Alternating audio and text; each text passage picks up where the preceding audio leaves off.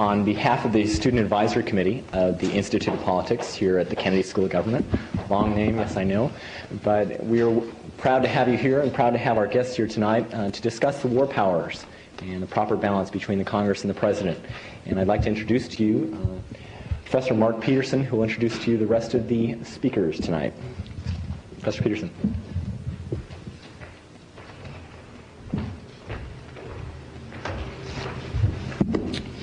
Well, it's nice to see that everybody hasn't departed from town just yet. We have three panelists who are very much involved in the issue of war powers and quite knowledgeable, and I'd like to give you a little bit of background about each one of them so that you'll have a sense of the perspective that they're going to bring to the debate tonight. The first is Monroe Lee, who is now a partner at the law firm of Veto and Johnson in Washington, D.C. He has had extensive experience in providing legal counsel to Republican administrations in the realm of foreign policy. During the Eisenhower administration, he served in the Department of Defense and as a legal advisor to the Department of State during the Ford administration. It is during this time in the Ford administration, of course, that Mr. Lee grappled with the issues raised by the War Powers Resolution passed in 1973. As a member of such organizations as the Council on Foreign Relations and the American Society of International Law, for which he was president in 1981 and 82, Mr. Lee continues his extensive involvement in the field of foreign affairs. Michael Glennon, until 1981, when he joined the Academy by becoming a professor of law at the University of California at Davis, he spent 8 years before that contributing to the congressional view of war powers, first from 1973 to 1977, as a Senate in the Office of Senate Legislative Counsel, including serving as counsel to the conferees on the War Powers Resolution, and then as legal counsel to the Senate Committee on Foreign Relations, for which he remains a consultant. In 1975, for the Minnesota Law Review, Mr. Glennon wrote an article entitled, quote, "The Strengthening of the War Powers Resolution, the Case for Purse String Restrictions." More recently, he has returned from a USIA-sponsored speaking tour in Europe on the issue of war powers. And finally, we have Mr. William Miller. He is now the president of the American Committee on U.S.-Soviet Relations and a former fellow of the Institute of Politics. He has extensive experience in foreign affairs, first in the Foreign Service, and then from 1967 to 1973 as a special assistant to Senator John Cooper, one of the sponsors of the Cooper Church Amendments during the early 1970s efforts to end the involvement of the United States in the war in Vietnam and Southeast Asia. From 1973 to 1975, Mr. Miller served as staff director of the Senate Special Committee on National Emergencies and Delegated Emergency Powers, followed by a couple of years as staff director of the Senate Select Committee to study government operations with respect to intelligence activities, which is better and otherwise known as the Church Committee, investigating alleged abuses by intelligence agencies. He then became the staff director of the Senate Select Committee on Intelligence from 1976 to 1981, before spending several years in this community here, associated with Tufts University and various centers at Harvard, including the Center for Science and International Affairs. The format we're going to follow this evening is each of the panelists will give a brief introductory remark of 5 or 6 or 7 minutes or so. And then once those remarks are completed, I've been asked to pose to the panel a series of questions for about 25 minutes or so to try to get at the core of the controversy about war powers and executive and congressional roles in war powers. We'll then let the panelists close with a few comments, summary comments, and then we'll open up questions to the floor to give each of you a chance to address questions on this issue. So why don't we start first with Monroe Lee and an opening statement. Thank you very much, Mr. Chairman. The war powers controversy, which has been inflamed in recent weeks by the events in the Persian Gulf, is what I would regard as a classic illustration of the eternal tension which exists between the two political branches of government under our system.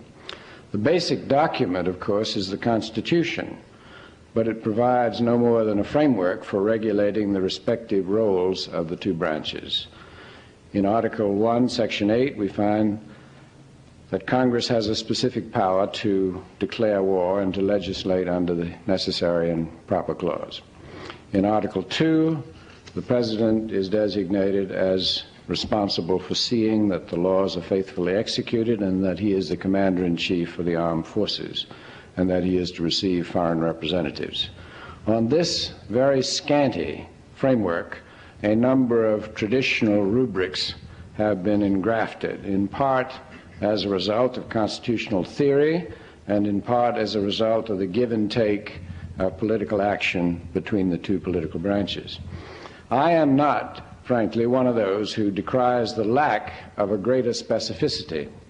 Instead, I am in the camp of those protagonists who believe that the Founding Fathers were indeed wise to give a certain play in the joints of the constitutional mechanism. The subject we are to discuss tonight, the War Powers Resolution, which was passed over President Nixon's veto in 1973, almost at the darkest moment of the Watergate controversy, is not so much, in my view, an attempt to draw a bright line as it is to establish a procedure by which the Congress can restrain the executive without, in my view, taking responsibility for the exercise of that restraint in time of crisis. Section 2 of the War Powers Resolution undertakes to draw a bright line up to a point. It says that the constitutional powers of the President as Commander-in-Chief with respect to introducing military forces into hostilities are exercised only, and I emphasize the word only, pursuant to, first, a declaration of war, 2, a specific statutory authorization, and 3, a national emergency created by an attack upon the United States or upon its armed forces. Unfortunately, from my point of view, it omits any specific mention of what I would regard as an essential responsibility of the President as Commander-in-Chief, and that is to protect American citizens abroad when that becomes necessary. This omission was the subject of a colloquy, however, which occurred between the Chairman of the Joint Chiefs of Staff and the Chairman of the Senate Foreign Relations Committee, which confirmed the view that such an enumeration with respect to the protection of Americans abroad was not necessary because the President, as Commander-in-Chief, had inherent power to protect American citizens abroad. However, I would point out that that colloquy is altogether inconsistent with the use of the word only, which appears prominently in Section 2C of the joint resolution. Section 3 provides that in every possible instance, the President will consult with Congress before introducing armed forces into hostilities or into situations where imminent involvement in hostilities is likely. Section 4 requires the President to report to Congress within 48 hours after the introduction of armed forces into hostilities. Section 5B, and this is the heart of the enactment, provides that within 60 days after a report has been made under Section 4A, the President shall terminate such use of armed forces unless there has been a declaration of war or Congress has extended the 60-day period. Although the 60-day period may be unilaterally extended by the President for an additional 30 days, at the end of 90 days, the President, according to Section 5B, must remove such forces from the area of hostilities unless the Congress has passed an appropriate authorization in the meantime. Finally, under Section 5C, Congress may, by concurrent resolution, require the removal of the armed forces earlier than the limits already described, which are either 60 days or 90 days.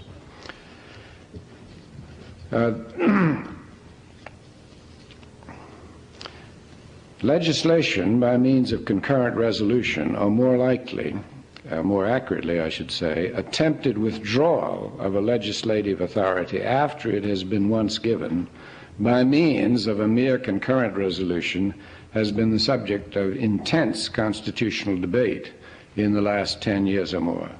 Fortunately for people maintaining my position, the legislative veto, this is the street name for the process, has been definitively declared unconstitutional by the Supreme Court in the Charter case on the ground that it is a circumvention of the Presentation Clause of the Constitution. The congressional proponents of the War Powers Resolution, as I understand it, accept the charter case. They do not contend that Congress has power, since the Supreme Court decision, to require the President to withdraw troops sooner than the time limits set forth in Section 5B.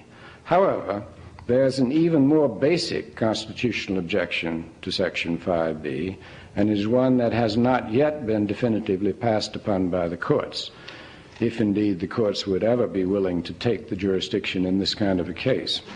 And that is this. Obviously, the President must have had some authority as Commander-in-Chief to place troops in hostilities in the first place. Generally, this power is conceded to be the independent constitutional power of the President as the Commander-in-Chief to order military forces and to regulate the movement of the armed services. The question inevitably arises, therefore, if the President has an independently based constitutional power to order troop movements in the first place, how can Congress, by a mere statute, override or limit the exercise of that power? In the hierarchy established by our Constitution, executive actions, of course, must be consistent with statute, but statute must be consistent with the Constitution. It is an elementary proposition, of course, that a statute which is inconsistent with the Constitution is null and void. Thus, it seems to me that the portion of Section 5 which attempts to limit the commitment of troops to 60 or 90 days is plainly null and void. Because of time constraints, it is possible to deal with only a couple more features of the War Powers Resolution. The first, which I would address, is the reporting requirements under Section 4A. I know from my own experience in the State Department, during the first 4 episodes in which reports were made to Congress by President Ford, that the executive takes the reporting provisions of the Act very seriously. On the other hand, President Ford, in the 3 Vietnam evacuations and in the Mayaguez episode, was unwilling to concede that the President could be constitutionally required to report to Congress within 48 hours or even to consult in advance. Because of this, all of his reports to Congress deliberately avoided acknowledgement that the report was constitutionally required. Instead, a circumlocution was adopted indicating that the report was made, quote, in accordance with my desire to keep the Congress fully informed, unquote, and, quote, taking note of the reporting section of the War Powers Resolution. Moreover, executive branch spokesmen for President Ford, and I believe for his successors, have always been at pains to make clear that the content of the report was fully commensurate with what would be required by the text of the War Powers Resolution. Successive presidents have followed the same pattern. However, in the 2 most recent episodes, President Reagan, in his letter of October 10th and in a similar letter dated October 20th, takes no notice whatsoever of the War Powers Resolution. He simply describes events. I understand that this omission is quite deliberate and may indeed have been required by the factual circumstances of the incidents on which the President reported on these 2 occasions. Finally, a word about the consultation provision under Section 3. President Carter declined to be bound by the consultation provisions of Section 3. That provision, you may recall, requires the President, quote, in every possible case, unquote, to consult with Congress in advance. Some members of Congress, especially in interrogating me, and mainly strong advocates of the War Powers Resolution, take the position that consultation is required in all cases except when physical absence of the Congress from Washington prevents such consultation. On the other hand, the executive branch takes a broader view regarding this exception. Indeed, President Carter deliberately decided not to consult with Congress in advance of the ill-fated desert raid to rescue hostages in Iran. I strongly suspect that all presidents will take the same position. And I also strongly suspect the Congress will always take the position of that advanced consultation is indeed required. Senator Javits took the position that such advanced consultation should be taken care of by means of a joint session of Congress, which has seemed to me always a very extreme claim. Let me conclude briefly then as follows. One, the only language, the word only, in Section 2C is unconstitutional. Two, the concurrent resolution language in Section 5 is unconstitutional under the Supreme Court ruling in the Charter case. Three, the assertion of a congressional power in Section 5 to limit the President to a lesser period than 60 or 90 days is plainly unconstitutional and inconsistent with the independent constitutional power of the President as Commander-in-Chief.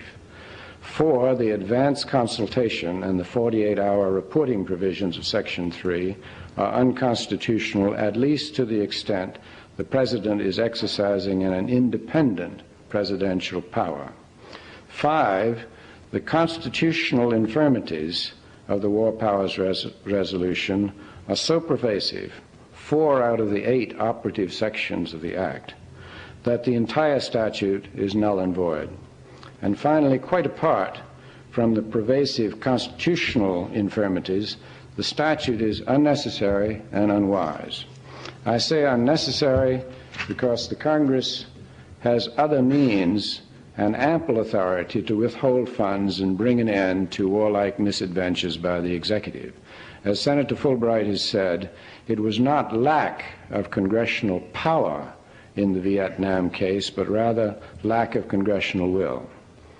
And unwise, I say, because it sets up a scheme for a time limit on presidential action, which takes effect and limits the President's ability to manage the armed forces and defend the United States and its interests abroad by the mere passage of 60 or 90 days without any deliberative action by the Congress itself, and without, incidentally, any acceptance of responsibility by individual members of Congress. I thank you for your attention.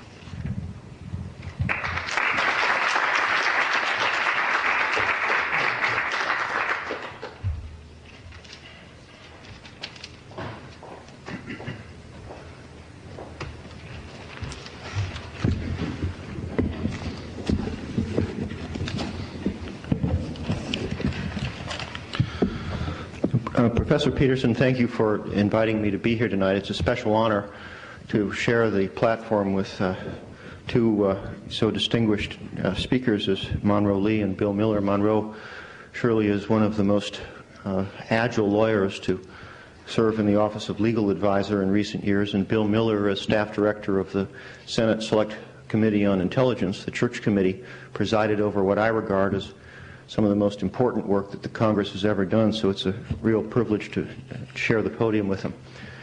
The famous story is told that during the hottest days of the Vietnam War, President Johnson, feeling somewhat frazzled, apparently landed at Andrews Air Force Base and leaped out of Air Force One and strode immediately to the nearest waiting helicopter. And as he was running up the gangplank to the helicopter, a young second lieutenant ran up to him and said, "Sir, I'm sorry, but that's not your helicopter."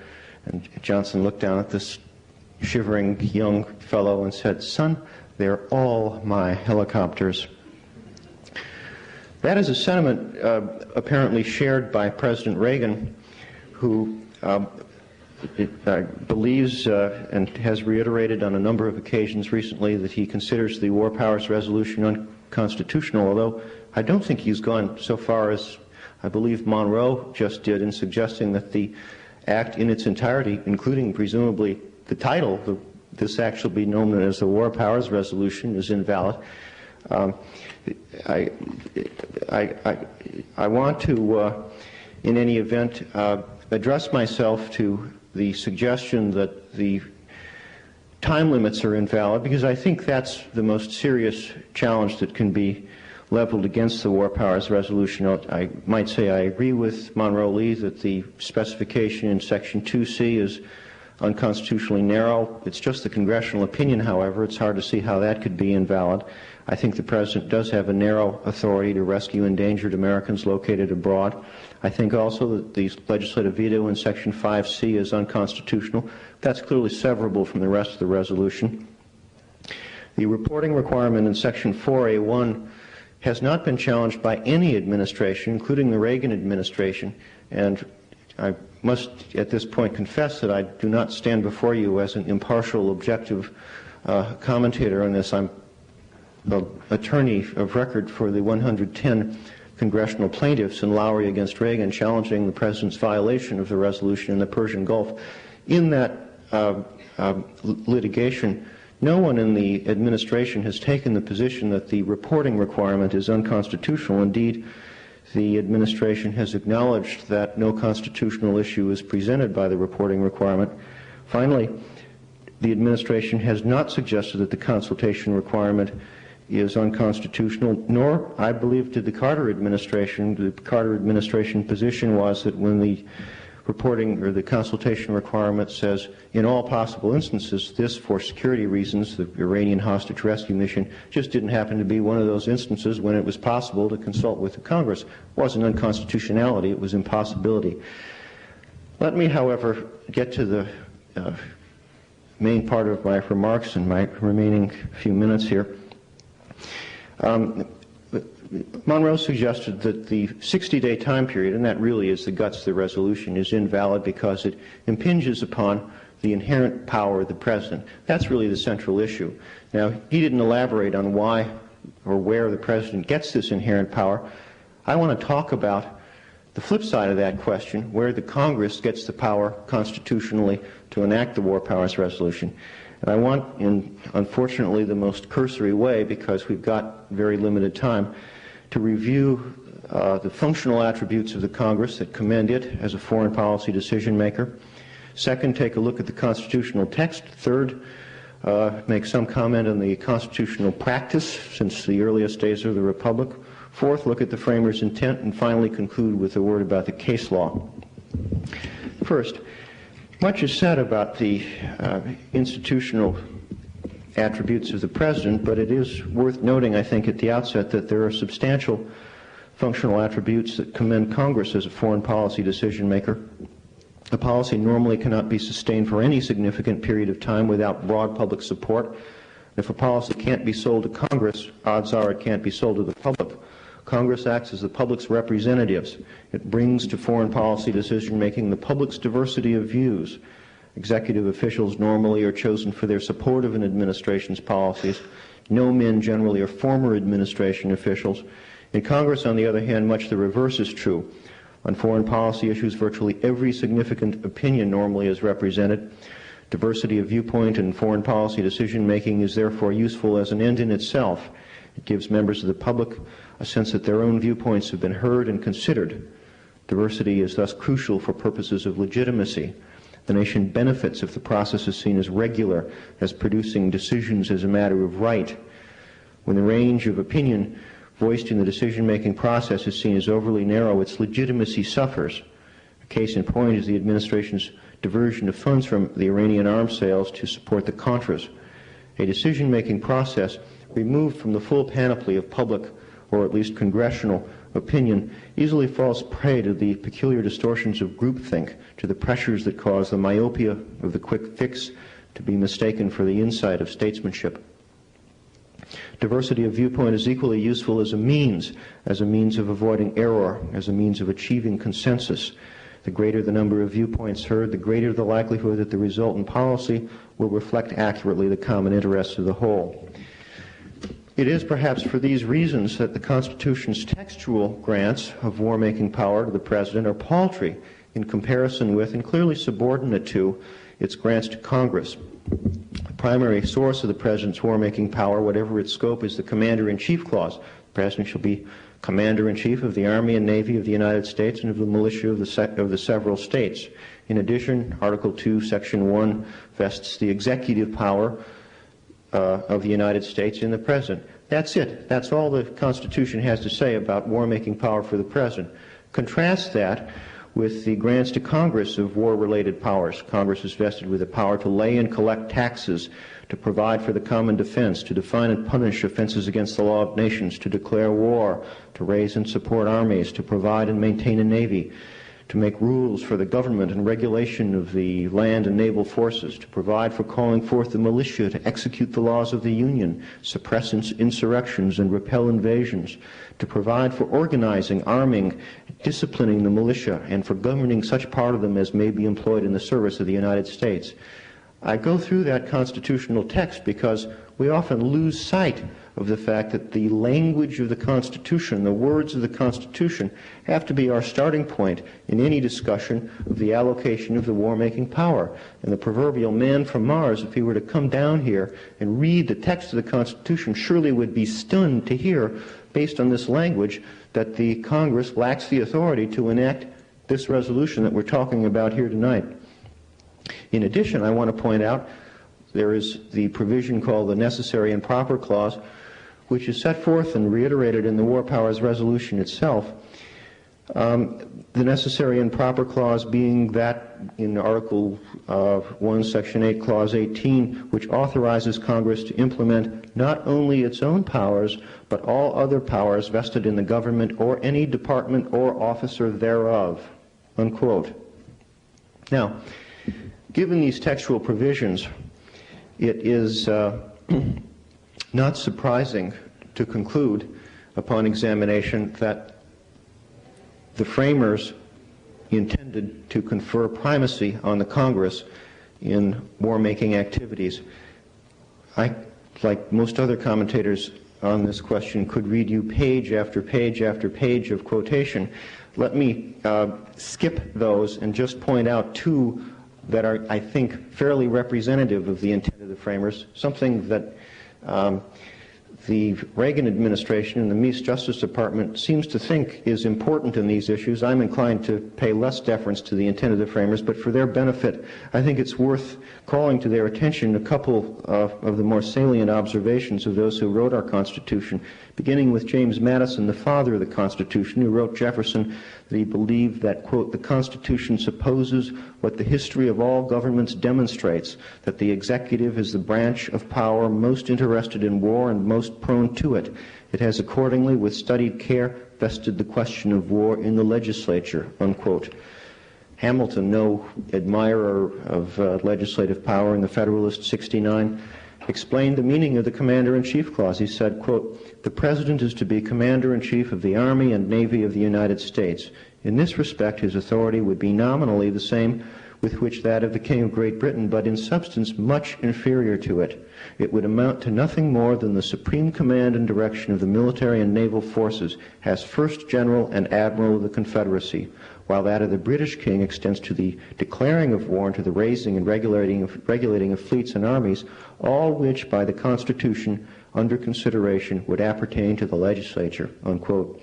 Professor Lewis Henkin, certainly one of the most dispassionate observers of this subject, has noted that in this connection generals, quote, even when they are first, do not determine the political purposes for which troops are to be used. They command them in the execution of policy made by others, unquote. There is one final element in the legislative history, quote unquote, of the Constitution that really gives an insight into the scheme, the methodology that the framers intended to put in place, and that is the famous amendment made to the text that was reported to the convention by the Committee of Detail, in which the word make, the phrase make war, was changed to declare, the amendment being offered by Gerry and Madison, according to Madison's notes, for the purpose of showing that the President had inherent power to repel sudden attack. The scheme that we're given, if you review the entire panoply of commentary of the framers and the ratifiers, is therefore this, that the President was intended to have a narrow inherent power to act in emergency situations where it was impossible for Congress to get together, where it was impossible for the judgment to be made by the legislative branch. In other situations, however, the underlying policy commitments were intended to be made by Congress. Now, Without going through the history of the Republic on the war powers issue in the next 30 seconds, let me simply note that the usual suspects are trotted out by the State Department every time one of these crises arises. The President had said in 125, and the number goes up by about 3 each year, 137 was the latest number of instances in which the President has introduced the armed forces into hostilities without congressional authorization, we're told. Well, as Justice Douglas said in Mora against McNamara, most of these incidents were relatively minor uses of force. Edwin Corwin, the constitutional scholar, observed that, quote, the vast majority of these instances involved fights with pirates, landings of small naval contingents on barbarous coasts to protect American citizens, or the dispatch of small bodies of troops to chase bandits or cattle rustlers across the Mexican border, unquote. Only since 1950, Professor Raoul Berger has written, have presidents regarded themselves as having authority to commit the armed forces to full-scale and sustained warfare, unquote. In conclusion, let me say that it should not therefore be surprising to anyone that the case law reflects precisely the scheme that I have described, congressional primacy subject to a narrow emergency executive power. There is not a single case in which an act of Congress was struck down by the Supreme Court because it impinged upon the President's commander-in-chief powers. In every single case adjudicated by the Supreme Court in which Congress clashed with the executive, the President lost. Beginning in 1804 in the case of Little against Bareem, in which the President gave an order that contradicted an act of Congress, and the seizure of the ship in question was overturned, through the steel seizure case, in which Justice Jackson, in his famous concurring opinion, said that the seizure of the steel mills was invalid because the President's power was at lowest ebb, and it was at its lowest ebb because it was in conflict with the express will of the Congress. This framework, I might point out, in the steel seizure case, was adopted in 1981 by an erstwhile law clerk to Justice Jackson, then Supreme Court Justice William Rehnquist, who, in the Dames and Moore opinion, used Jackson's framework to resolve the dispute concerning the validity of the Iranian asset settlement agreement, reiterating Jackson's words that when the President acts in opposition to the express will of Congress, his power is at its lowest ebb. So, my conclusion is that the War Powers Resolution, except for Section 5C, the legislative veto, is constitutional, that the President is required to report under it in connection with the Persian Gulf operations, which he has not yet done. I expect that any day now the Federal District Court will hand down its opinion in that case, and I think the conclusion will and should be that the President has the responsibility under the Constitution to take care that the War Powers Resolution be faithfully executed. Thank you.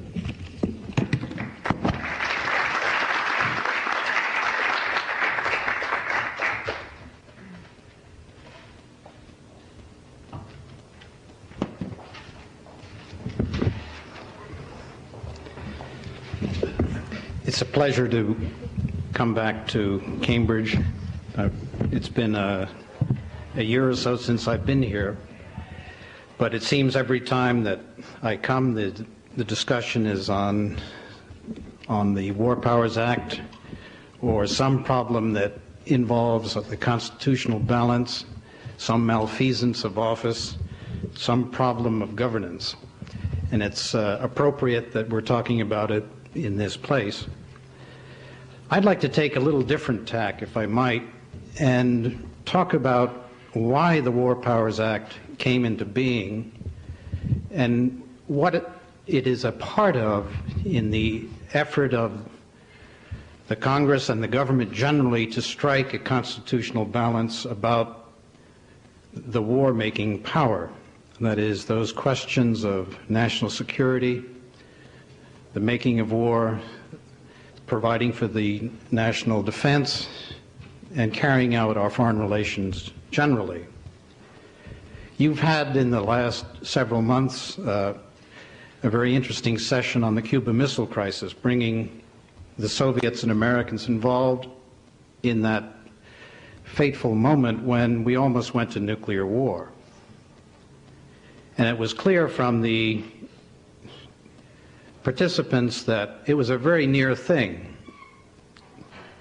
And for those of you who have studied the problems of nuclear physics and the consequences if nuclear weapons are used, know that the enormity of the action that was contemplated in the time of the Cuban Missile Crisis ought to be reason enough to worry a great deal about the war-making power. And at this moment, the greatest power on earth, that is, to unleash nuclear weapons, has not been tackled. It is, for all practical purposes, in the hands of one man, the President of the United States.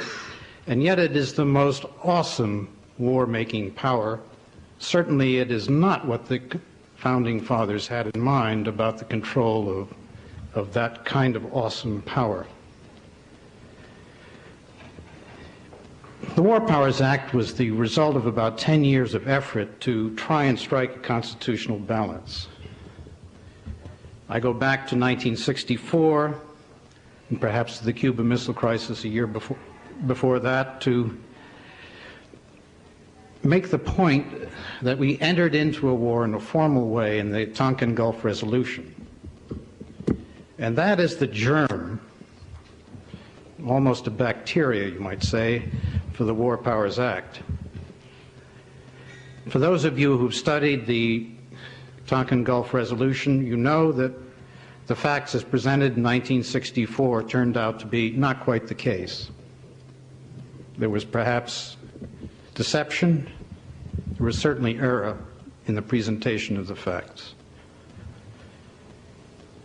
This was something that became apparent very soon after the Tonkin Gulf Resolution. There was a failure of knowledge on the part of the Congress.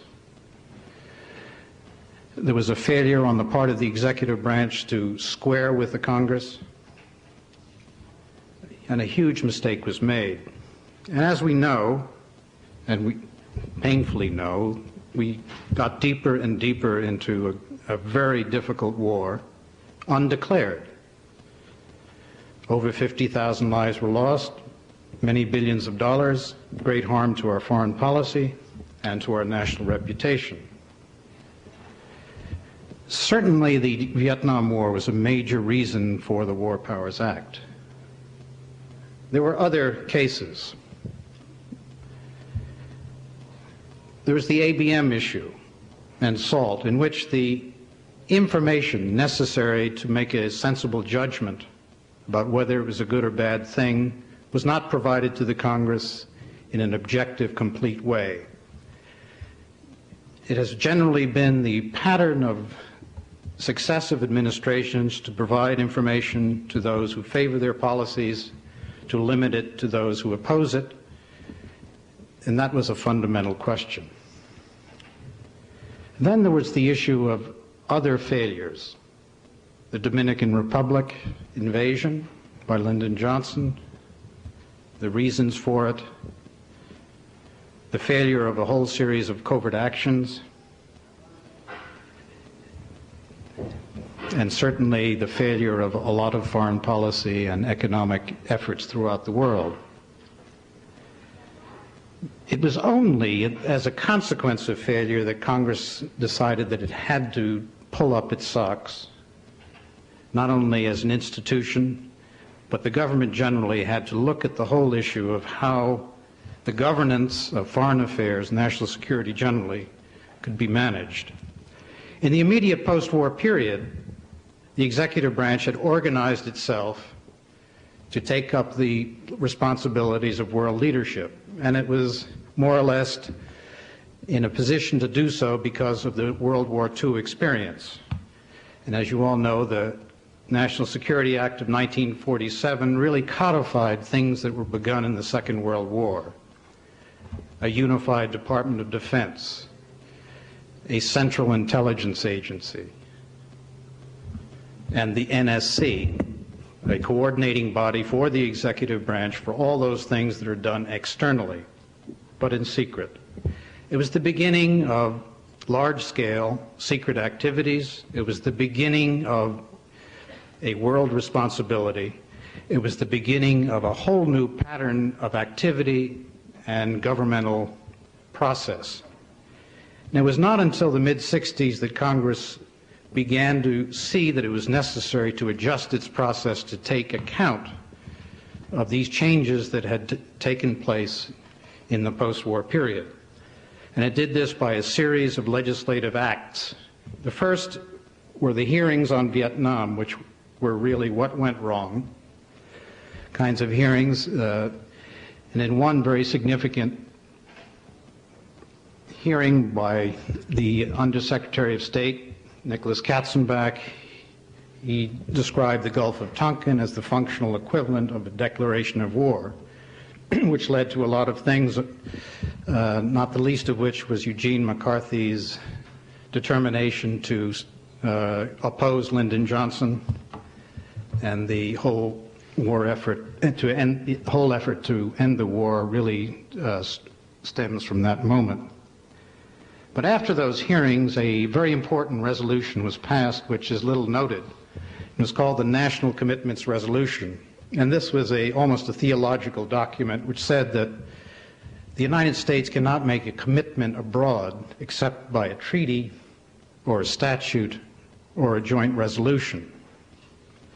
This is sort of pre-war legislative action. It was the recognition that there were a lot of things that were going on abroad that were being done by less than solemn legislative acts. There was the habit of avoiding treaties and using executive agreements as a device to enter into very important agreements which entangled the United States in all sorts of obligations abroad. So the battle between treaty making and executive agreement making was an important facet that was going on at this time. The control of executive agreements, which were often secret in nature, was extended to a legislative act that was called the Case Act, and this requires the transmission to the Congress of all executive agreements, including those made in secret, which can be kept in a confidential manner. Then there was the issue of national emergencies.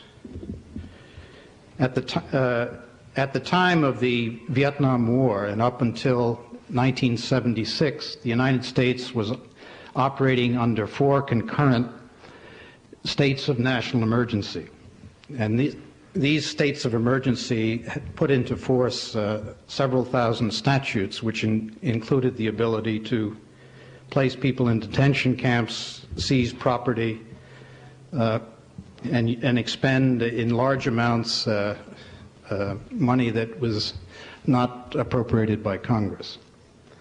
It was an extraordinary discovery to find that over the years, bit by bit, really from the days of the beginning of the Republic, that an enormous amount of power had accrued to the executive branch, which was clearly outside of legislative control or legislative balance, that it had been delegated away bit by bit, and the sum total was an awesome amount. Then there was the whole issue of access to information. Congress or any group is incapable of rendering judgment if it doesn't know the facts. And so there was a struggle really beginning from the time of the Gulf of Tonkin to provide the germane committees in the Congress, Armed Services for military matters, Intelligence Committee for intelligence matters, Foreign Relations for foreign relations matters generally. And the principle here was that whatever information was available to the President and the Executive should be available to the Congress, since it was paid for by public funds and since policy had to be made by both branches. Therefore, both branches should have access to that information. That has been enshrined in law in the Intelligence Act of 1980, which provides that all intelligence information will be provided to the germane committees of the Congress, and in prescribed cases, as in covert action, prior to their implementation, and any information that the committee requires can be provided prior at any time it so decides. This principle was is certainly applicable to war situations. It is certainly applicable to any activity of the government. I think Monroe Lee's assertion that Congress need not be informed in a prior situation is absolutely fallacious, because it is now a matter of law, and it's been functioning for 6 or 7 years with the full agreement and consent of the executive branch. Finally, we have the War Powers Act itself, and I'm fully in agreement with Monroe that there are deficiencies. But certainly the intent was to provide a means for the Congress and the executive branch to consult fully before going to war, given the enormity of what going to war means in this nuclear age. The preface, or the Section 2, the preambular language to the War Powers Act, really asserts nothing more than that it is desirable for the government of the United States, the two political branches, to consult and to consult in order to make a wise decision. That there are problems with the War Powers Act has been evident from day one. However, I would submit that, in fact, the War Powers Act has been carried out in every case. The presidents have been scrupulous about informing the Congress, partially because of the deterrent effect of the act itself. The time period is a crucial matter. I don't think that the 60-day period is a crucial issue. I think Congress should have the right to terminate, and in fact it does under the terms of the Act, any hostilities that the President enters into by use of the power of the purse. It can do that immediately upon notification of the President. It doesn't have to wait 60 days, or it can extend it.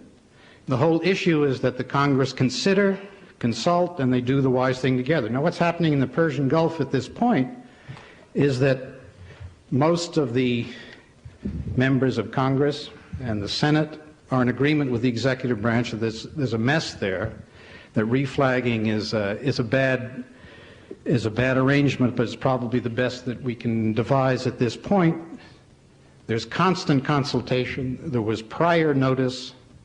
There is reports back and forth. There's as much reporting by the Congress to the executive as there is in the other direction. And it's working, not under the precise terms of the Act, but it seems to me that the intention of encouraging and promoting processes by which the two branches will consult with each other, the wisest heads in both branches, is a desirable end. Modifications should be made. There are clearly deficiencies, but it seems to me the intent is sound and really needs to be worked on.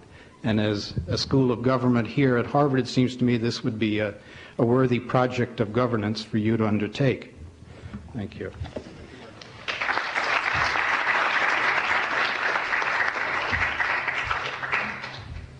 Okay. This microphone? Thank you.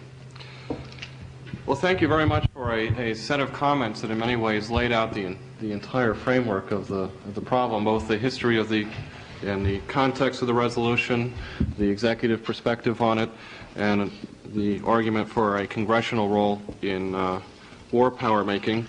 It leads me to a first question, which has two parts. It's a different framework, a different approach, different angle, depending on whether you're representing the executive or representing the congressional perspective.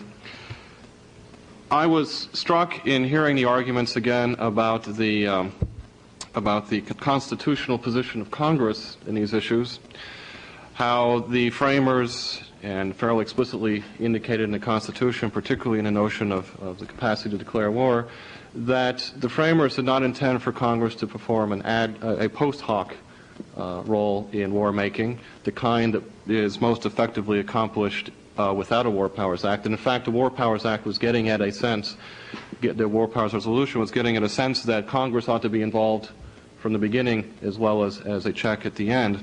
And so the part of the question I would direct to Mr. Lee would be, is there a capacity without the War Powers Act resolution for Congress to be a participant in the process, not only as a check, but as a full-fledged participant? Well, certainly in a general sense, I would not agree that Congress can be a full-fledged participant in the role of commander-in-chief.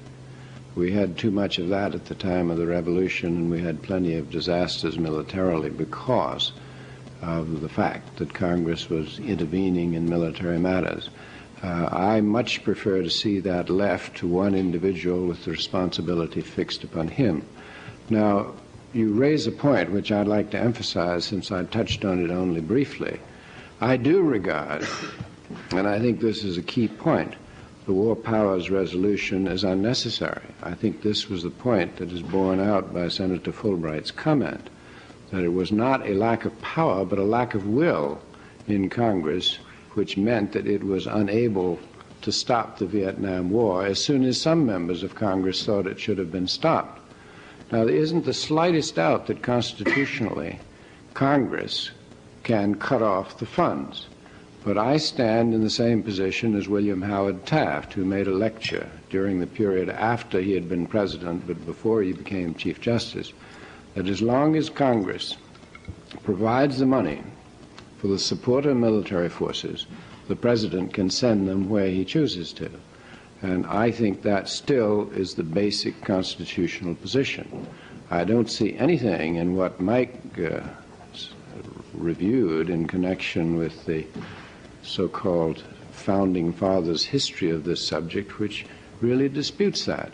And in fact, until the War Powers Resolution was passed, I don't think anyone doubted that the president's power as commander-in-chief extended to that degree, subject only to the power of the purse.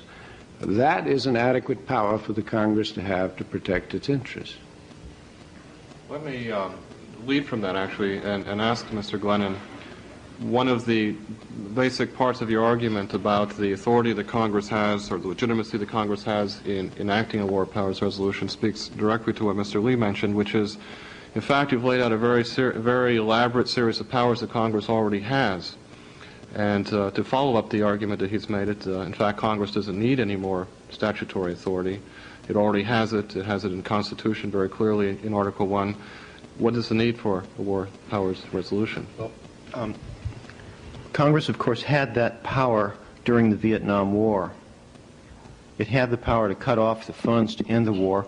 Ultimately, it did that by enacting 7 different statutes, riders to appropriations and authorization bills, that denied any use of funds in, over, or off the shores of Southeast Asia for military operations and combat activities, some of which were probably drafted by Bill Miller. Why can't Congress do that today, say, with the Persian Gulf? What's the difference? Well, the difference is a functional one. Those require a 2/3 vote. Every one of them would be vetoed by the president. And indeed, it took, finally, ultimately a compromise was reached, but Congress had a great deal of difficulty getting that 2/3 vote.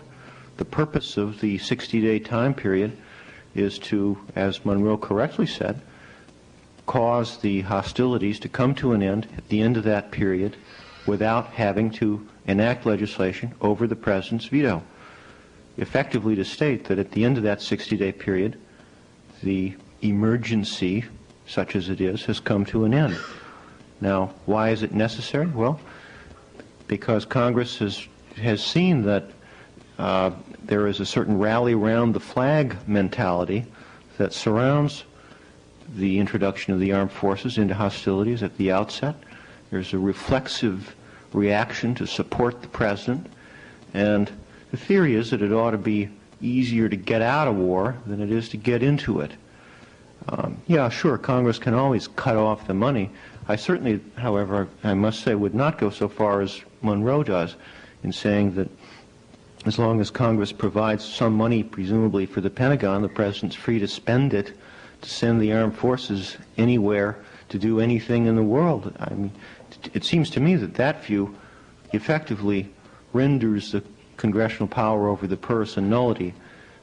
By that view, for that matter, the 7 funding provisions that I talked about that ended the Vietnam War all were unconstitutional because there was money elsewhere in the Pentagon budget.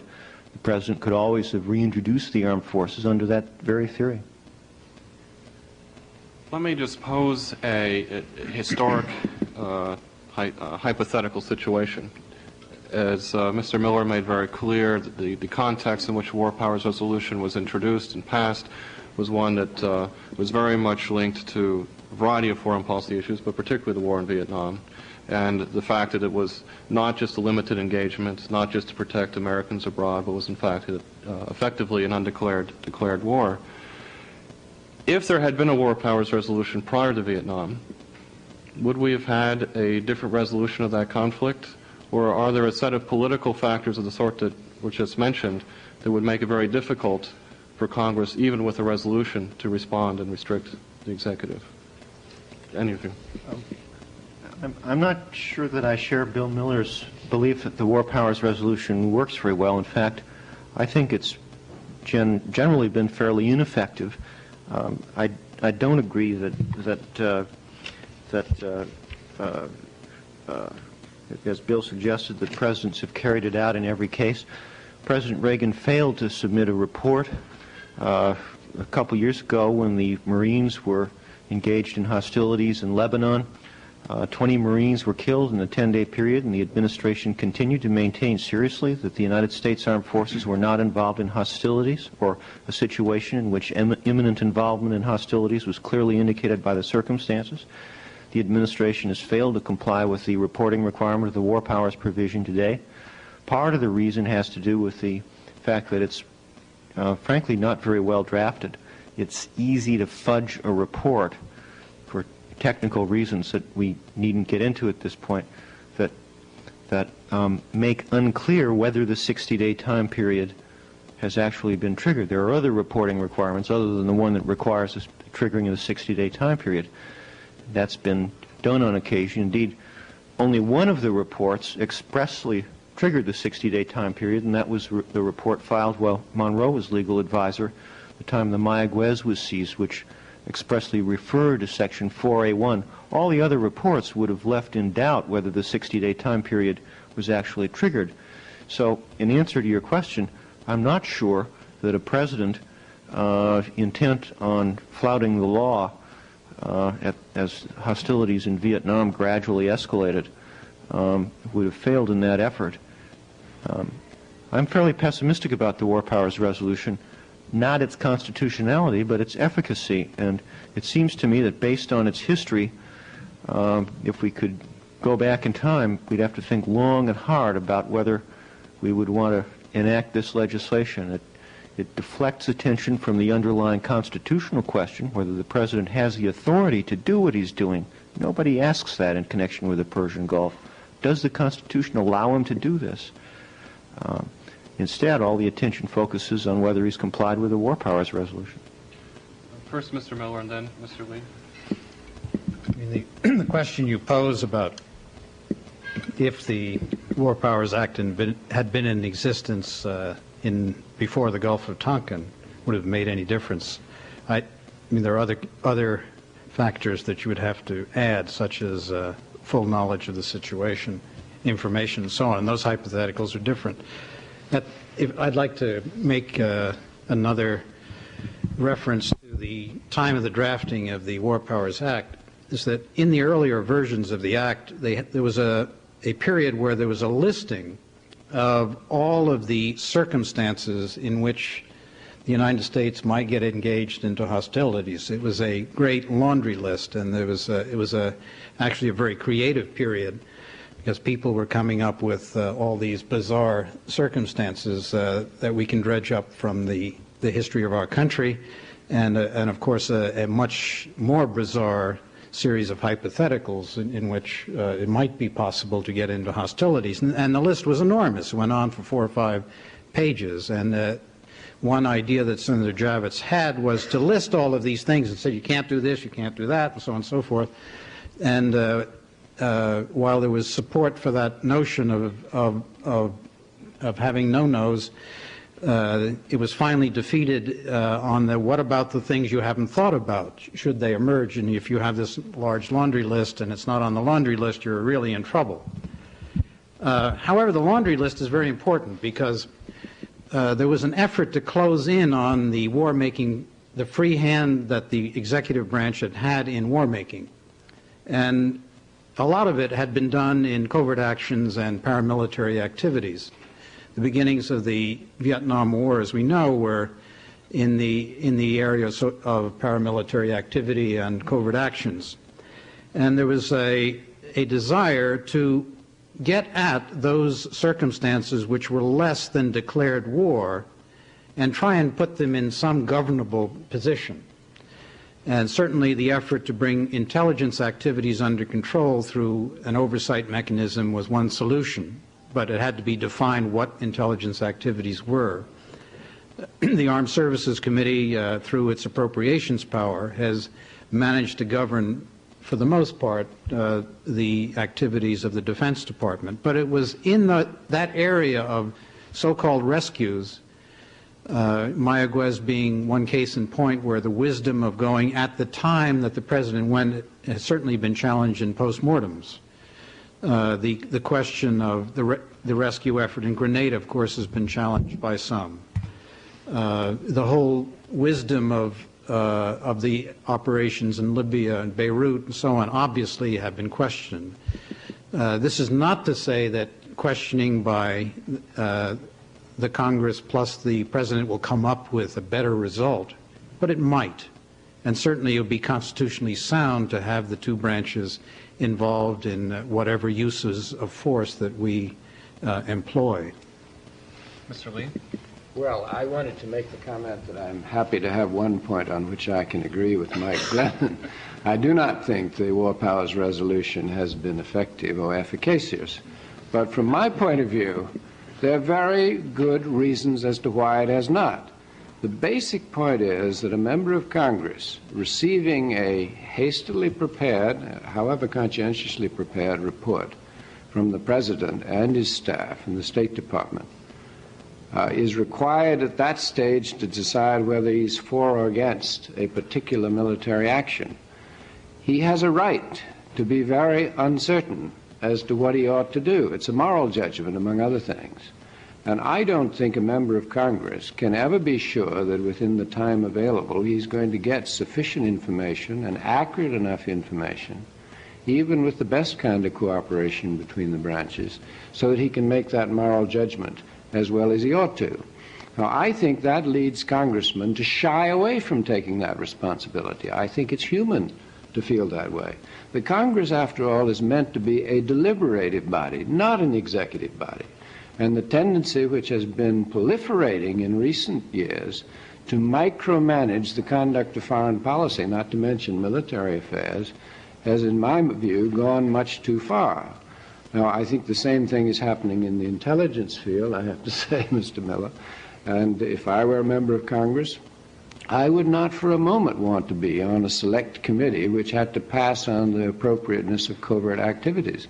You can never be sure that you're going to have sufficient information to make the moral judgment as to whether the ends justify the means, which is basically what's at stake in those situations.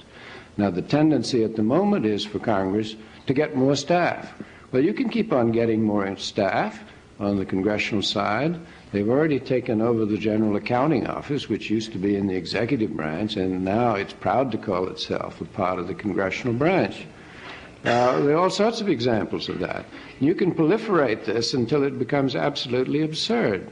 But basically, if I were a citizen and concerned about these problems, I would want to be able to put the finger of responsibility on one man, namely the President, and say he's responsible. Now, again, I would like to reiterate that it is well within the power of Congress to impose the kind of limitations, and here I would accept the modification which Mike made on my statement. I was simply meaning to quote what Chief Justice Staff had said before he was Chief Justice. I think that there's ample authority in the Congress to do it. The fact was, however, that in the particular Congresses which sat during the Vietnam War, the votes weren't placed in the right committees to do what some people wanted to do. And that's why we have a War Powers Resolution. Now, there's another aspect, which I mention with a certain reluctance, but nevertheless, I think it is a basic instinct of the Congress. As I say, it's a deliberative body, not an executive body. But the Congress is very skillful at distributing responsibility and avoiding individual responsibility. I think that's illustrated in all kinds of things. The Congress comes down very hard on the executive branch under the Freedom of Information Act. Everything must be open in the executive branch. You look around, though. Does this act apply to Congress? Not on your life. They make it very clear that the Freedom of Information Act does not apply to the Congress of the United States. And in fact, it is this loophole which prompted me as legal advisor to recommend Secretary Kissinger place his papers with the Library of Congress, which is a branch of Congress, where they would not be subject to the Freedom of Information Act, except under the terms that he specified. And incidentally, he did what 25 former secretaries of state had done, and he imposed a similar kind of restraint on the number of years in which they would remain confidential. Mr.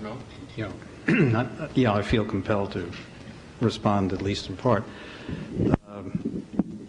It seems to me that every member of the government has a moral responsibility to undertake the burden of whether and to obtain the information to make judgments, that it should not be devolved on one man. In fact, it seems to me one of the principles of the Constitution was to avoid the concentration of power in any branch or any individual.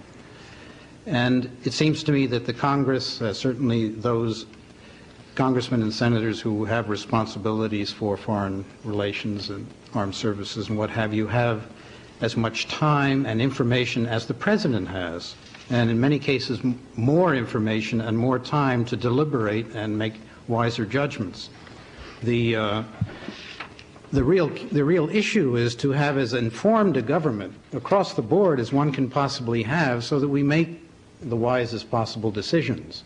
And we want to avoid having responsibility placed in one man. We want to have responsibility really in the hands of the public generally, that we want them to guide us in what, guide the government in what should be done in general principles, and the appropriate officers of the government in both branches to make policy. The deliberations that are done by Congress include policy making.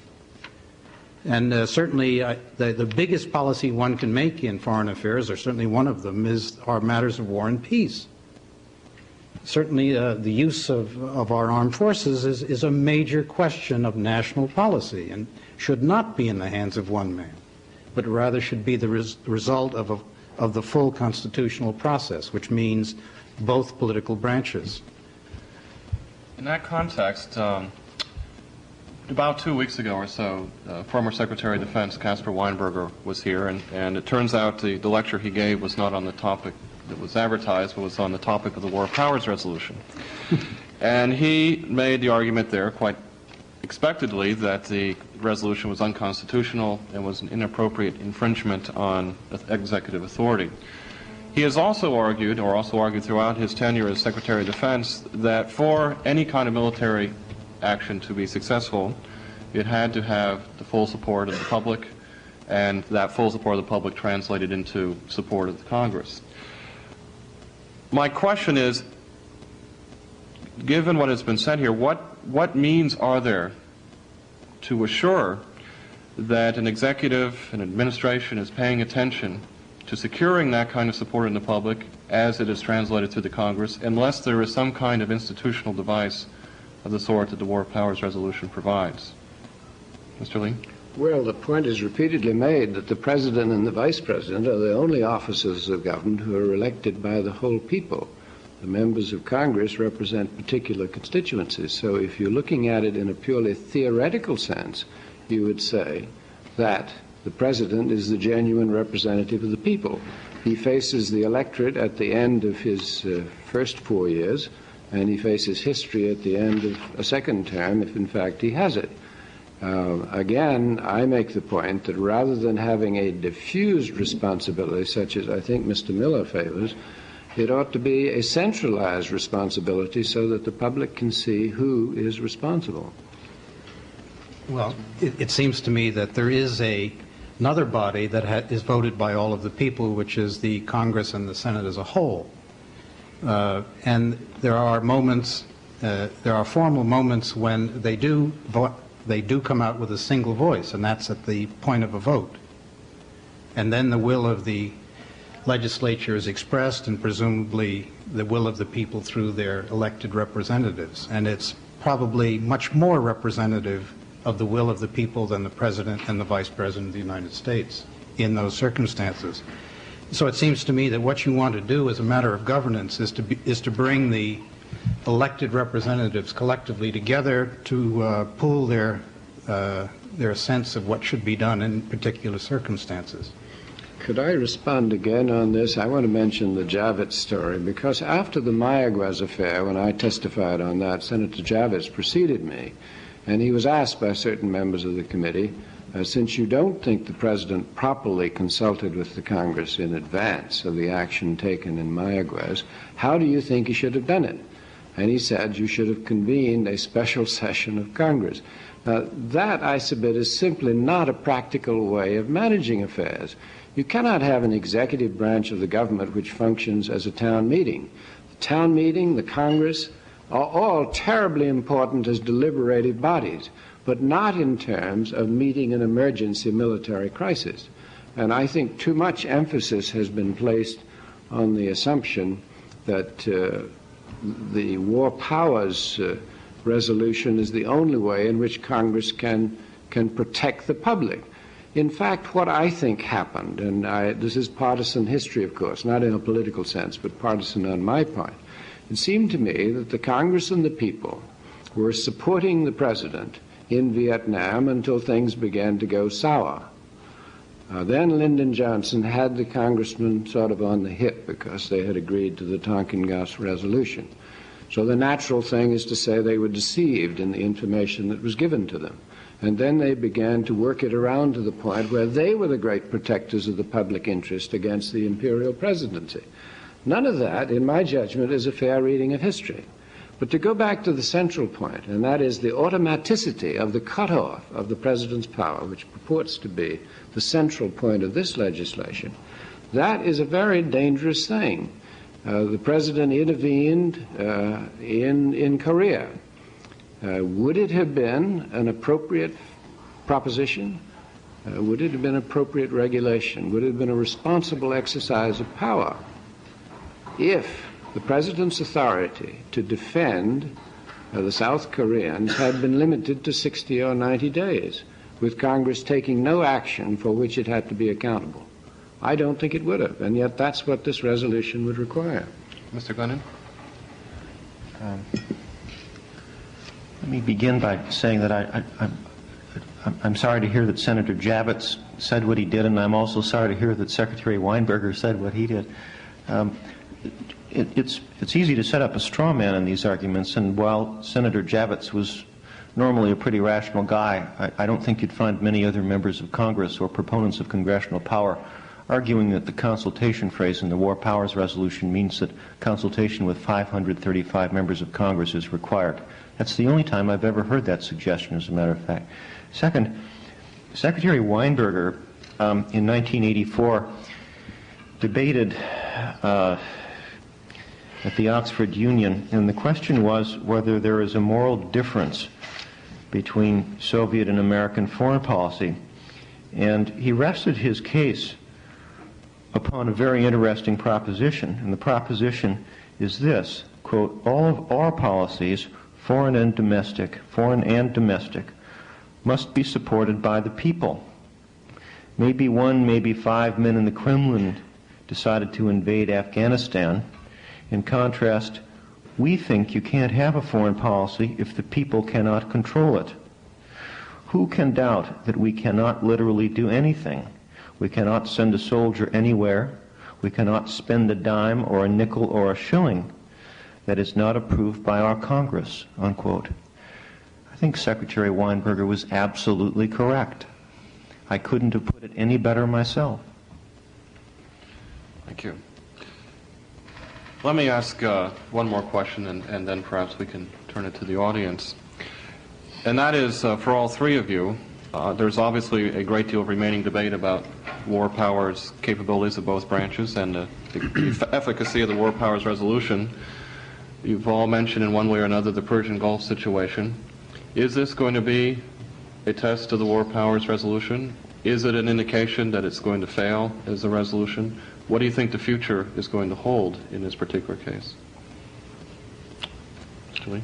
Well, commenting very briefly, there is a test case, and I'm sure Mike will want to talk about that. My view is that where Congress has been confronted with the necessity of taking responsibility, they have shied away from doing it. And in my view, for understandable reasons. This was true in connection with Lebanon, where the Congress, rather than follow the obvious course that they could have followed under the War Powers Resolution, chose to enact a separate statute which provided for an 18-month tenure for the military operations in Korea. It seems to me in Lebanon. Somewhat the same thing, it seems to me, is occurring in the Persian Gulf. It's a messy situation, as others have said, and it's hard to say what is right. At least the President is willing to take the responsibility for a particular course of action, and it seems to me that Congress is simply unwilling to take the responsibility of trying to gainsay that action, and for understandable reasons. Well, I agree with Monroe. I think that, unfortunately, Congress does tend to shy away from the hard questions. To use the word of Arthur Schlesinger from the Imperial Presidency, Congress tends to be chicken-hearted when it comes to these decisions. Lebanon and the Persian Gulf both demonstrate that unfortunate congressional proclivity. Members of Congress are, by training and inclination, people who like to make friends, not enemies. You don't make friends by voting on those kinds of issues. That's one of the reasons why the War Powers Resolution was enacted. Congress, in inexplicable fit of insight, recognized this trait in itself and decided that it will hold its own feet to the fire and force itself to make a judgment within 60 days after the armed forces are introduced into hostilities. And if the resolution worked as it is intended to work, Congress, within that 60-day period, would have to join with the President, with each individual putting his or her name and reputation on the line. It hasn't worked out that way because the President circumvented the resolution. What can be done? I think exactly what we're doing right now. You sue them. That's what you do. 110 members of Congress have gone to court, filed a complaint in the Federal District Court in Washington, D.C., arguing that on July 22nd, when the first 3 American naval vessels entered the Persian Gulf, escorting the reflagged Kuwaiti tankers, the Section 4A1 reporting requirement was triggered because the United States Armed Forces were then introduced into hostilities or situations in which imminent involvement in hostilities was clearly indicated by the circumstances, and that from that point on, the President had 60 days to keep the armed forces in hostilities, and beyond that period was required to withdraw them. We've asked for a declaratory judgment that a report was required on July 22nd. We've also asked that the President be directed to file a report under the War Powers Resolution. Now,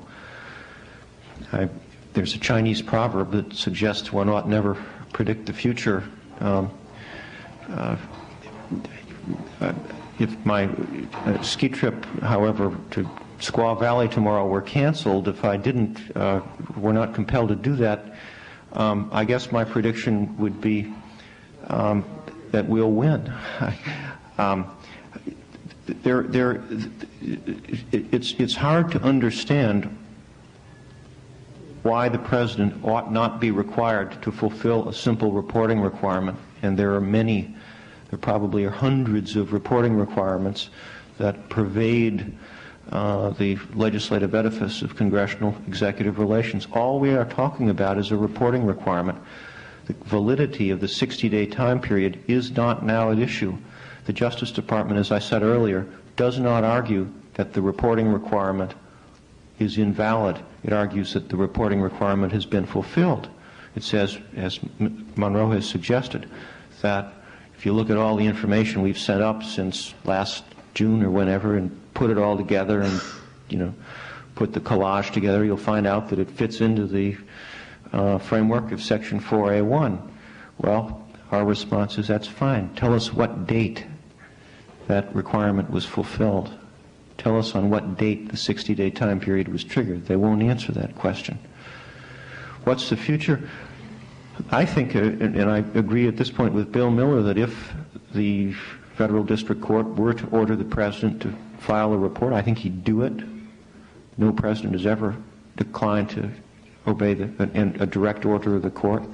If he did file a report and the 60-day time limit were therefore triggered, I think that Congress would quickly enact, by an overwhelming margin, statutory authorization permitting the President to keep the armed forces in the Persian Gulf for a specified period of time, subject to limitations that are not now in force.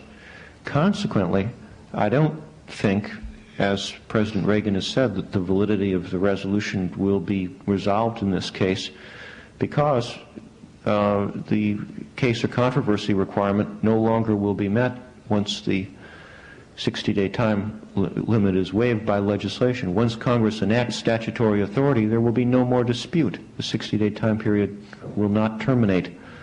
That would be my guess. Mr. Miller? I'd like to look at it another way, which is really to look beyond the War Powers Act.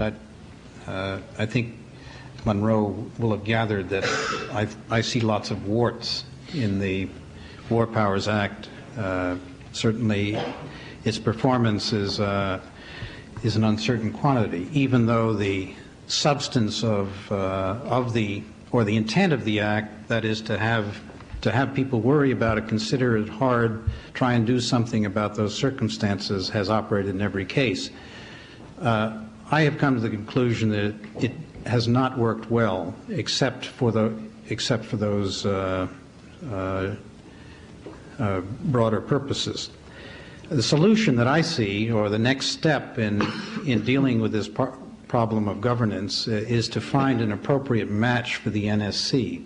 The presidents have complained about not having anyone to consult with that has the authority of the body of the whole. And it seems to me that there is an appropriate body, which are the chairman and ranking members, minority members of the germane committees in these matters, foreign relations, armed services, intelligence in most cases, and the leadership. And that's a small group. It's about the size of the NSC. It's a wise group. It's had a lot of experience, and it certainly has the authority that the body could give it. And it seems to me that if there were more consultation between that group on these heavy matters, we would handle a lot of the war power situations. The whole question of time limitations, I don't like at all. I think it's a negative approach to a problem. The real issue is whether to do it at all. And if you don't like to do it, get out of it. But setting a time limit is certainly not an answer. It's a backdoor method for something that should be confronted head on. But it seems to me that there are solutions by having the natural leadership of the Congress be the match for the President and the NSC. And that's really what we need, is an interface between the two branches that's appropriate in these matters. Mr. Lee? Well, I'd like to make some comments, not in the sense of predicting how Mike's case is going to come out, but I think the audience is entitled to know what the Department of Justice has said. Not that Mike was withholding it, but I think I ought to say that from reading the briefs, the Justice Department is saying that this is a political question over which the courts have no judicial authority, and they therefore should dismiss it for that reason. In addition, they will say that Mike and, or rather his 100 clients or so, do not have standing, that the War Powers Act does not create any private right of action. And bear in mind that 100 members of Congress cannot speak for Congress. Only Congress can speak. So in that sense, it is a private action and it is not a congressional action. Finally, there is the ancient doctrine of political question. And I think the courts are very prone to adopt the political question out whenever there is a controversy between the two political branches of the government. And so it would not be surprising if they adopted that view at this time.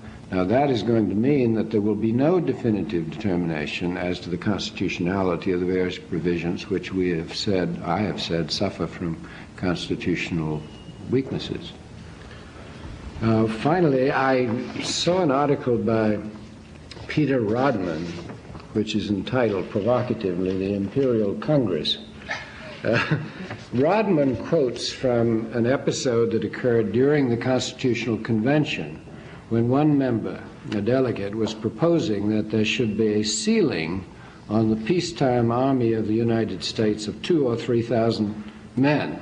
This led General Washington, who was presiding in the chair, to whisper to a colleague that in that case the Constitution had better also specify that no foreign enemy should invade the United States with more than 3,000 troops. That's known as arms control. Well, I'm sorry if I implied that the Justice Department was left speechless by our lawsuit. They have, in fact, had something to say in response, and their response is indeed precisely what, along the lines that Monroe has outlined, which has been more than a little surprising to us following President Reagan's interview on CNN, in which he said he welcomes the challenge to the validity of the War Powers Resolution and hopes that its validity is resolved in court, and he referred later to our test case as the vehicle in which he hoped that would happen. Given that hope expressed by the presumably top person in the executive branch, one would think that the lawyers for the Justice Department would not throw up every technical procedural argument that they could think of, standing, political question, private cause of action, in order to prevent the court from reaching the merits. I mean, if the President truly wants the courts to resolve the validity of the War Powers Resolution, one would think that the proper thing to do is to tell the lawyers in the Justice Department to make that happen. Now, as you might also guess, we have not been left speechless in response to the arguments that the Justice Department has made along the lines that Monroe has indicated. It is, for example, true that this is a private cause of action, that our 110 members do not represent the Congress. They are, however, acting pursuant to a statutory entitlement to information. Congress has acted. Congress has enacted the War Powers Resolution. This is not, for example, a case like Goldwater against Carter, say, in which you had a group of congressmen and senators who disliked a certain act that the President took, and the court, or at least one justice, wrote that this was merely an argument between the President and a handful of legislators. No, this is an argument between the President and the Congress. Congress enacted the War Powers Resolution, and it's members of Congress that are seeking to enforce it. Second, this is not a law school audience, so I won't get into the intricacies of the standing argument, but suffice it to say that when a statute confers an entitlement for information upon a group of specified individuals, members of Congress, as the War Powers Resolution reporting requirement does, and they are deprived of that information, they have suffered injury in fact within the meaning of traditional standing doctrine that allows them to bring suit. Finally, as to the political question doctrine, if the Justice Department is correct that this lawsuit represents a political question and is not fit for judicial resolution by the court, and that is precisely their position, they are in effect arguing that the War Powers Resolution is judicially unenforceable, that the courts have no power of review, that when Chief Justice Marshall said in Marbury against Madison, it is emphatically the province and duty of the Judicial Department to say what the law is, he was not talking about this kind of case. The ultimate case involving the allocation of constitutional power, who decides who sends the nation to war, and that in reality the position of the Justice Department is exactly, and as we said to the court, exactly what it was at the outset of the litigation in U.S. versus Nixon, the Nixon tapes case, that this was not a matter that the courts had anything to say over, that the President's word was law, that the President has the same authority in effect as George III. I don't think that's a position that our courts ought to take. At this point, I think, since this panel is developing a momentum of its own, I'd like to turn the questioning over to anyone in the audience who would like to ask some questions, at least a few. There are 2 microphones. I think it would be beneficial to use the microphones, if only because at some late night point, National Public Radio might broadcast some parts of this, and your question would want to be heard. So if you have any questions, please step up to either microphone. And if you don't have any questions... I have one. Question is, in the case where we send military advisors to other countries and we're not actually getting involved, say El Salvador or something like that, does the Congress need to be involved formally in that sort of decision? Did you want to direct that to anyone?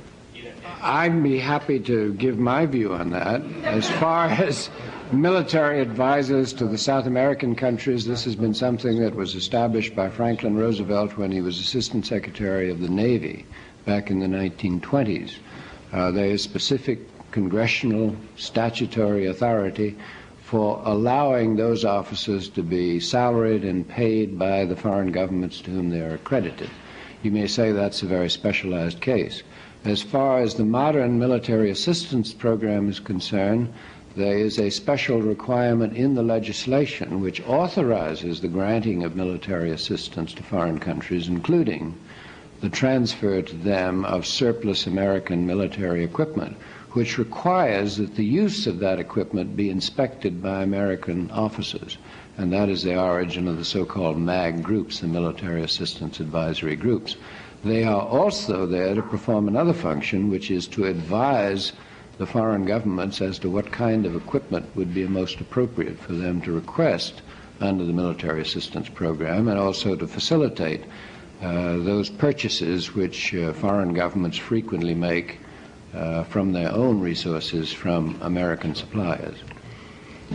There's a constitutional provision that says the Congress can make rules and regulations governing the armed forces, and it seems to me that should the Congress want to do that, in peacetime to govern the disposition of forces for some particular reason, that they would have the power to do so. But whether it was a sensible thing to do or whether it would enter into micromanagement is a serious question to weigh at a given time. But it seems to me it might be appropriate depending on the circumstance. But the power is there. Generally, it hasn't been exercised. There is a large statutory framework that Monroe has alluded to, centering in the Foreign Military Sales Act, under which these kinds of deployments, MAG groups, for example, occur. So far as I'm aware, Congress has not, in a situation not involving in which the armed forces were involved in hostilities, directed their non-deployment, although about 1974, Senator Mansfield introduced an amendment, and reintroduced it several times, actually, which would have required the phased withdrawal of the United States Armed Forces from Europe. That generated constitutional controversy along the lines that Bill described. The question being whether it lies within the President's inherent power as Commander-in-Chief to deploy forces in peacetime. Congress would have been purporting to exercise its power over the purse in implementing the Mansfield Amendment. It never was adopted and didn't get much support, I was inclined to think that it was constitutional. I think Monroe probably disagreed with that. Over here. Yeah, I have a question, Mr. Lee, about what I took to be your defining Congress's power in terms of its power of the purse. I wonder if you really would be comfortable if Congress exercised its power that way. If, for example, Congress were simply to stop funds for the Navy in the Persian Gulf, it seems to me it would really undercut whatever the President is trying to do. Oliver North had some very eloquent things to say about the Boland Amendment, leaving soldiers dying in the fields, and how that was deeply immoral. And sort of as a separate angle on that, would it really be better to have appropriations committees making these decisions or guiding Congress through these decisions than the relatively more expert legislative committees? Well, let me answer generally and then more specifically. It's a splendid question, and some of the things I said in quoting former President Taft were not as qualified as they should have been. I don't have any doubt, though, as far as constitutionality is concerned, that the Congress can limit in appropriations the use of those funds to particular geographic areas. I might be uncomfortable as a matter of policy, depending on the circumstance and where they were limited.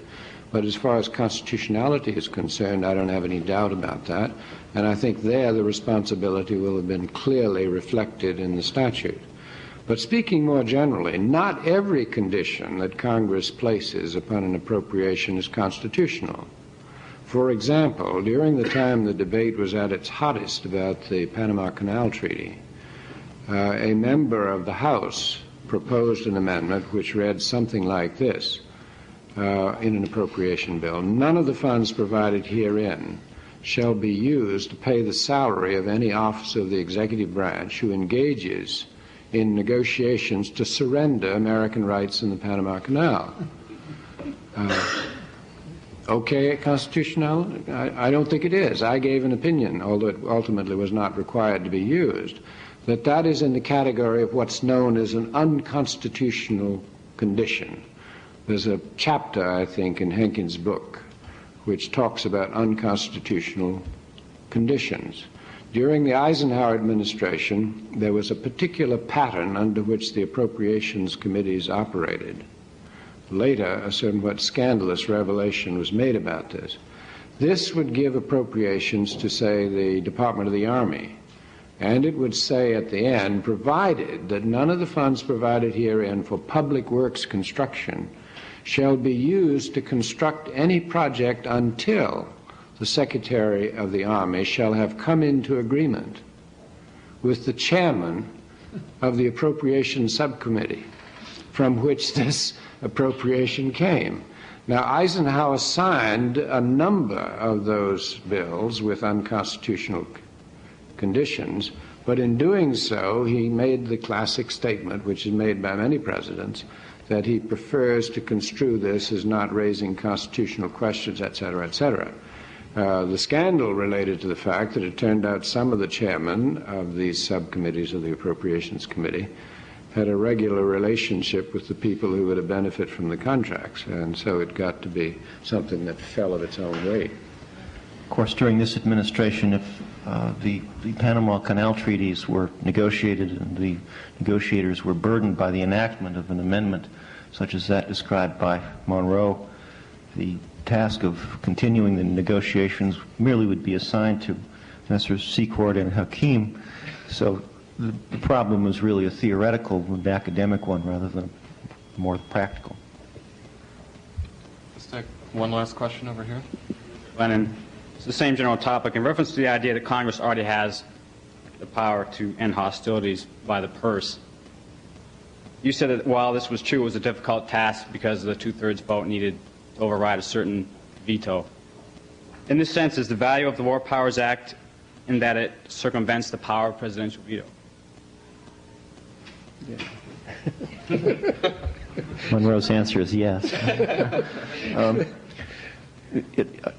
It doesn't circumvent the power of the presidential veto. It was enacted over President Nixon's veto. It imposes a time limit, just as all sunset legislation, say, imposes a time limit, or the aid to the Contras legislation imposed time limits, caused assistance to the Contras to come to the end after the expiration of a specified period of time. No one suggested that any of those hundreds of laws was unconstitutional because it required a majority of Congress to reenact it, or, as in the case of the War Powers Resolution, a majority of the Congress to continue or extend the 60-day period. The circumvention of the veto occurs in Section 5C of the War Powers Resolution. Section 5C, the so-called legislative veto, does purport to circumvent the President's veto, and I agree with Monroe that that provision is unconstitutional. It says, in effect, that the President shall withdraw the armed forces from hostilities anytime Congress, by concurrent resolution, which is adopted by both houses and not signed by the President, says withdraw the armed forces from hostilities. The concurrent resolution wouldn't go to the President for his veto, and that is precisely the constitutional infirmity. In contrast, the War Powers Resolution, which went to the President, was vetoed and enacted over his veto, merely sets a time limit, and I don't see any problem with that. Well, since we're running late, I think due largely to my acting like a member of Congress and being unwilling to bear responsibility for being in more control. Well, why don't we take the opportunity now to see if you have one last comment or two, each of you, that you'd like to make. I don't know where I should always go first. But I will if you like. I would simply ask my colleagues, again, on this question of whether every kind of congressional enactment is appropriate or even constitutional. The President has other independent constitutional powers not supported by statute, such as the power to recognize foreign governments, the power to grant pardons. What would be the answer if Congress passed a statute which said, prior to the exercise of the pardon power, the Congress shall receive notice of the steps which the President intends to take in the exercise of his discretion? Now, I would think by a parity of reasoning to that which Mike has given, he would say, yes, the Congress can do that. That illustrates the difference between him and me. I would say they cannot circumscribe that independent power of the President. The same with regard to recognition. If Congress wanted to pass a statute saying the President shall not recognize the Soviet Union until he shall have notified Congress and waited 15 days to see whether Congress wants to pass a concurrent resolution, I would say, again, that's an infringement on an independent constitutional power of the President and is unconstitutional. I think that's a good point, and in answering it, I would say simply that one needs to distinguish between plenary or exclusive or independent presidential power, which is what Monroe is referring to, and concurrent power, which is what I've been referring to and what the War Powers Resolution operates on. The Constitution tells us that the President has exclusive power to pardon, and the Supreme Court in Ex parte Garfield in 1865 reaffirmed that Congress cannot impinge upon that power. It's a plenary power. Similarly, the recognition power for historical reasons has come to be regarded as a plenary or exclusive presidential power, one that admits of no possibility of congressional infringement. There are, it is true, plenary powers that flow from the Commander-in-Chief Clause. Congress could not, for example, have enacted a statute during World War II directing President Roosevelt, say, to land on the beaches of Calais rather than Normandy. Operational battlefield decisions fall clearly within the core of his Commander-in-Chief power. There are, however, other powers, concurrent powers, which lie within a zone of twilight between the two branches in which both the Congress and the President have authority, and it's in that realm that the War Powers Resolution was enacted. In sum, I would simply say that, assuming that this is my last word, that to me the distribution of the war power between President and Congress under our Constitution is probably a lot like Wagner's music. Wagner's music, Mark Twain said, is better than it sounds. Mr. Miller? I think it's quite evident from the discussion we've heard tonight that there are a lot of problems with the War Powers Act, and it seems to me that in the same light that the problem of dealing with those hostile acts, those things that are short of declared war, remains before the country to be solved. It is not satisfactorily resolved at the present time, and I think it's going to require a lot of work and goodwill on the part of both branches to develop a workable solution.